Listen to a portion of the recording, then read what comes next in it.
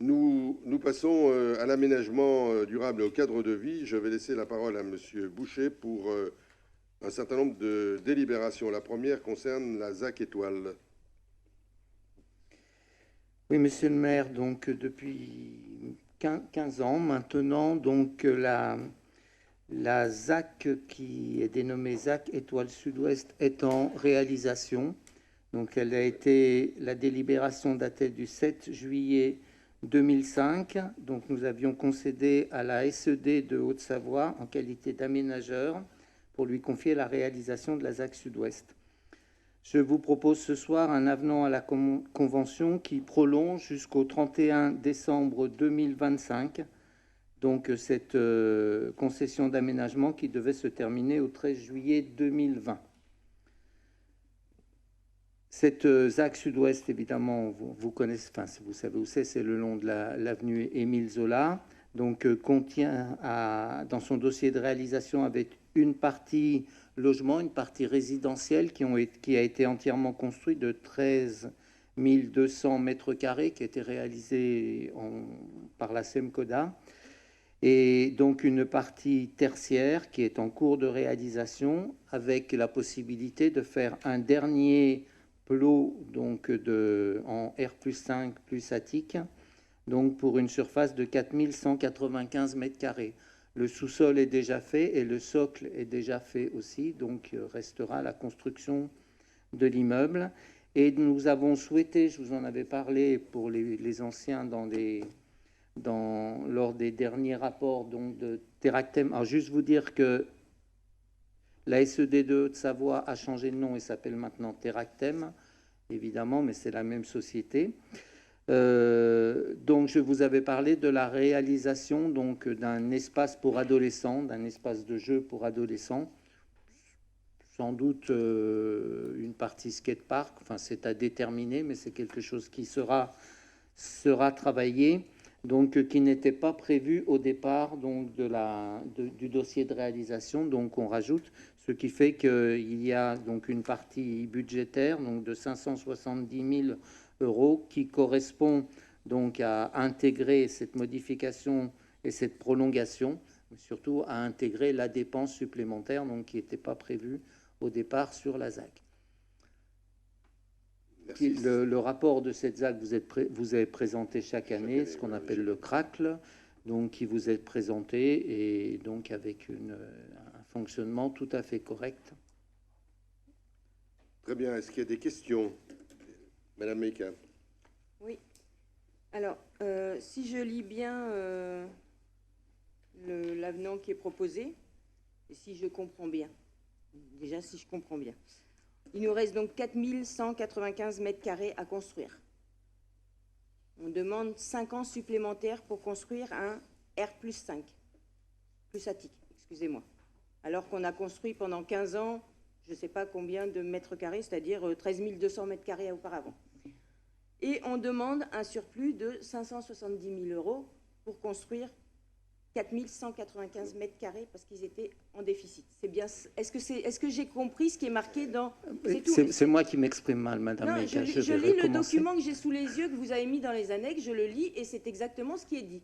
Donc, expliquez-le-moi d'une autre façon. Je vais essayer, Madame Meika. Je vais essayer. La prolongation, donc je pourrais vous proposer 3 ans, je pourrais vous proposer 2 ans, je pourrais vous proposer 10 ans, je vais proposer 5 ans, parce que je suis sûr de parvenir dans 2 ans en conseil municipal pour vous dire de prolonger de 2 ans. En 5 ans, on aura terminé. Voilà. Un immeuble. Oui, Madame Maïka, mais c'est la date de fin de concession, et si elle se termine avant, elle sera terminée avant, bouclée, terminée avant la date. Ça, c'est la date limite que nous votons ce soir. D'accord? Ce n'est pas la date où ça va se terminer, c'est la date où on devra reprolonger si on n'a pas fini. Donc je pense qu'on aura fini avant cette date de 2020. Si on finit dans 2 ans, on aura fini dans 2 ans, on bouclera les comptes, le dossier de réalisation, on bouclera la ZAC et on terminera la ZAC 2 ans avant ou 3 ans avant. Voilà. Donc la date qui vous est donnée, 5 ans, ça nous permet d'être sûr d'être dans les temps. Voilà.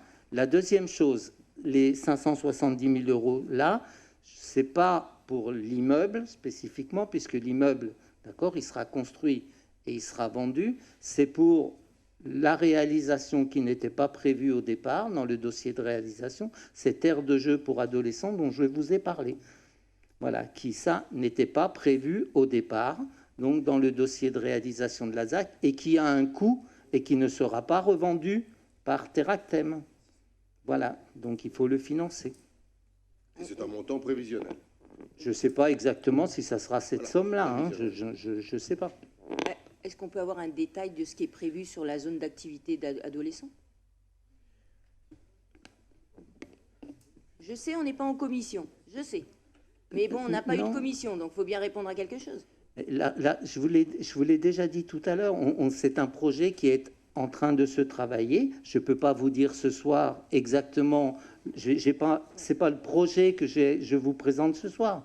Ce n'est pas le cas. Je vous le présenterai en commission sans aucun doute. Pour l'instant, je ne vais pas vous le présenter. Je ne le connais pas. Je sais seulement que la cible, c'est plutôt les adolescents, parce que les adolescents ont assez peu de place en termes de jeux. Adolescents et adolescentes, je m'excuse, mesdames, je vois que vous me regardez avec un mauvais regard. Donc les adolescentes et les adolescents, voilà, sur cet espace, c'est la cible que nous prenons parce que nous jugeons qu'ils ont et qu'elles ont assez peu de place actuellement dans la ville, c'est-à-dire on a beaucoup plus d'aires de jeu pour petits que d'aires de jeu pour adolescents. Et je vous ai parlé de roller park ou de... Voilà, c'est une possibilité. On a cette cible-là. Donc le projet sera travaillé avec Teractem, puisque c'est Teractem qui va le réaliser, bien entendu, sous notre conduite, puisque c'est quelque chose que nous commandons, nous, et que nous voulons maîtriser. Et comme... Voilà. Et comme ces projets d'aménagement public, on les fait en concertation, il y aura une concertation, y compris avec les gens concernés, pour que le projet corresponde le mieux possible à ce qu'ils souhaitent. Donc c'est bien une raison pour laquelle il ne peut pas vous être présenté clé en main. Ça vous va, Mme Mika? Non, parce que dans l'article 2, vous marquez le bilan actualisé au 31 décembre 2019 fait apparaître un déficit supplémentaire qui porte la participation prévisionnelle de la collectivité à l'opération à hauteur de 697 000. Donc c'est en dehors même du projet de construction qu'il y a un déficit. Donc non, ça ne répond pas à ma question. Il y avait un déficit qui était prévu, plus on rajoute 570 000, on alimente de 570 000 la ZAC Sud-Ouest. Et vous aurez avec attention, je suis sûr, à la fin de l'année, le crack, comme on dit, de cette ZAC Sud-Ouest, et vous aurez tous les éléments. Chaque chose est votée en son temps. Moi, je veux bien qu'on recommence tout à chaque conseil municipal, mais là, le crack que vous connaissez, vous n'êtes pas nouvel élu, eh bien, vous aurez ces éléments-là, vous saurez exactement où on en est, où est le déficit et comment il est prévu. Et puis, encore une fois, si le marché, parce qu'on est dans le marché, là, c'est un bâtiment tertiaire, si le marché permet d'aller plus vite et de vendre plus rapidement les mètres carrés de bureaux, de tertiaire, on ira plus vite. Teractem, c'est tout son intérêt, c'est tout le nôtre. Donc, il n'y a aucun problème. Je peux vous dire quand même que sur une ZAC de cette importance-là, qui fait des deux côtés de la rue, là, on y est en ce moment, qu'on arrive à un déficit qui était inférieur à 200 000 euros, et auquel on ajoute 570 000 pour une nouvelle réalisation, il n'y en a pas beaucoup de ZAC qui sont dans ce niveau-là.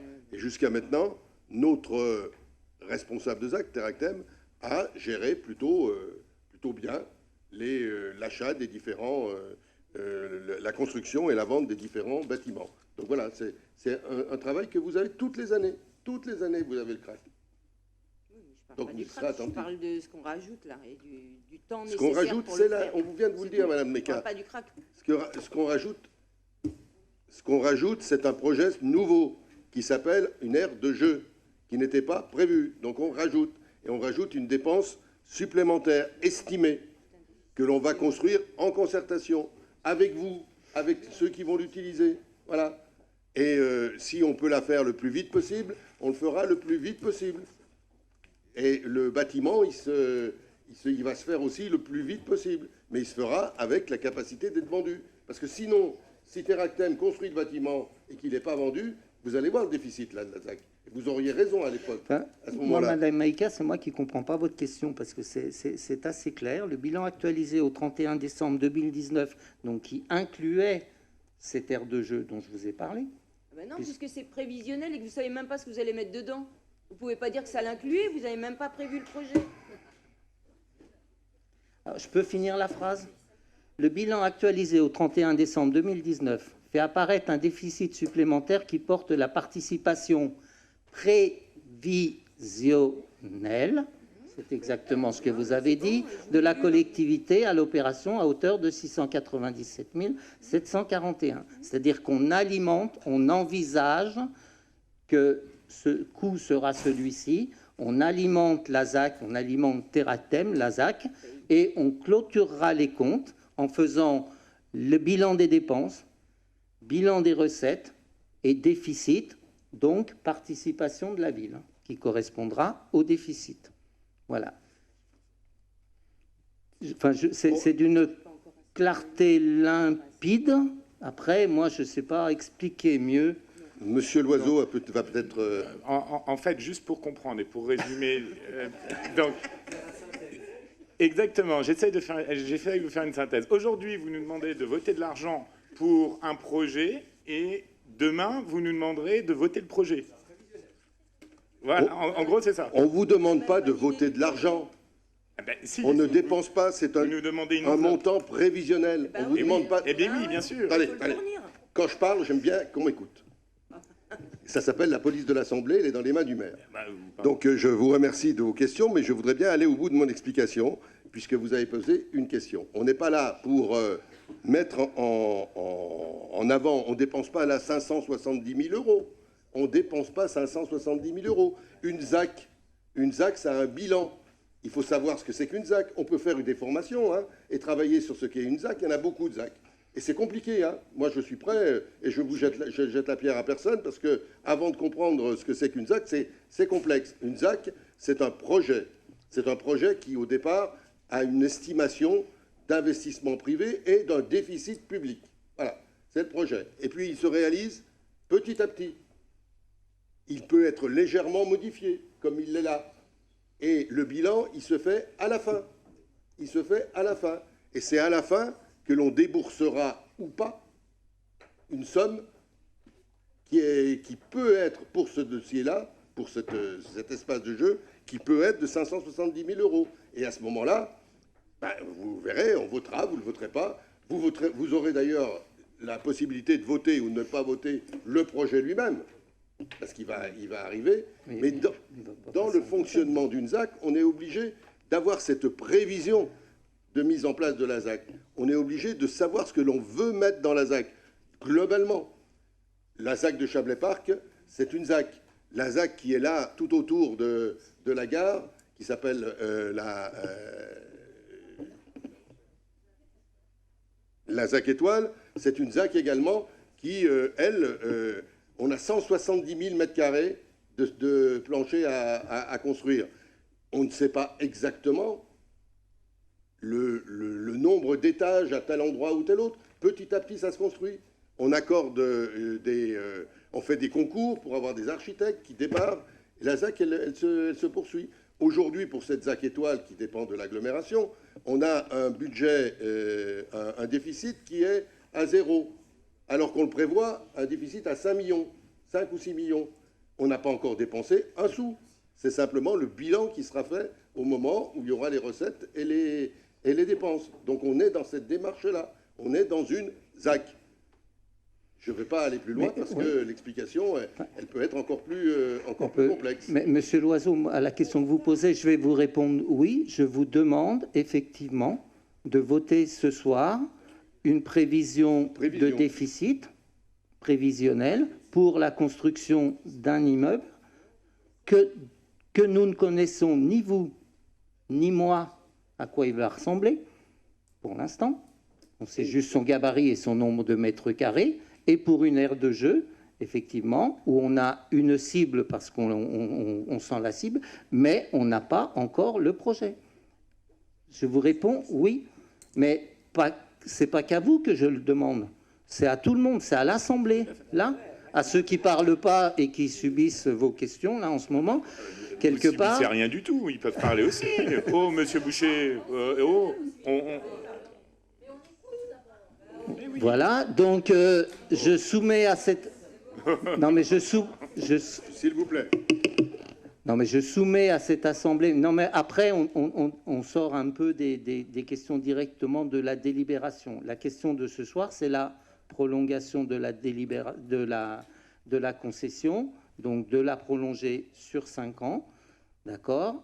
Nous avons un déficit prévisionnel, donc dû, je vous l'ai expliqué, donc à un nouvel aménagement que la ville souhaite. C'est pas Teractem qui la souhaite, c'est la ville qui le souhaite, qui sera travaillé, donc, qui coûtera, je pense, cette somme-là, peut-être moins, peut-être plus.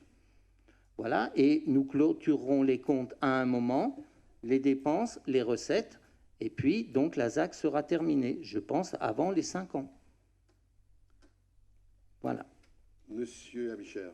Oui, puisque on nous demande de nous exprimer. Moi, je voudrais qu'on s'exprime exactement sur la délibération qui, finalement, résume très bien tout ce qui a été dit. Et puis, il ne parle pas de... On n'investisse pas 570 000 euros. Ce n'est pas écrit. On parle du bilan, et le texte est très clair. Et puis, je pense qu'on peut se contenter de voter oui ou non cette délibération telle qu'elle est écrite. Bien, je pense qu'on a donné beaucoup d'explications et je remercie les questions qui ont été posées. C'est normal, mais je pense que il faut s'écouter aussi, c'est-à-dire écouter nos réponses et de manière à ce qu'on avance dans le débat. En effet, je suis tout à fait d'accord avec M. Abichère. C'est la délibération qui est mise au vote. La délibération, c'est d'avoir un avenant qui prolonge la réalisation de la ZAC pour 5 ans. C'est une prévision. Si ça se fait avant, on sera bien content. On sera bien content. Mais on y va pour 5 ans, et dans lequel on rajoute un élément qui n'y était pas, qui pourra, lorsque l'on fera le bilan, à la fin de la ZAC, qui pourra coûter jusqu'à 570 000 euros. Pour l'instant, je ne vous demande pas un seul euro. Il n'y a pas un seul euro qui est demandé aujourd'hui. C'est un engagement et un travail qui sera fait, y compris sur la base des projets qui seront à réaliser. Est-ce qu'il y a des votes contre ? Donc il y a un vote contre des minorités, sauf de Madame... J'ai oublié votre nom. Dejean, excusez-moi, Nathalie. Sauf de Madame Dejean qui vote abstention. D'accord. Merci.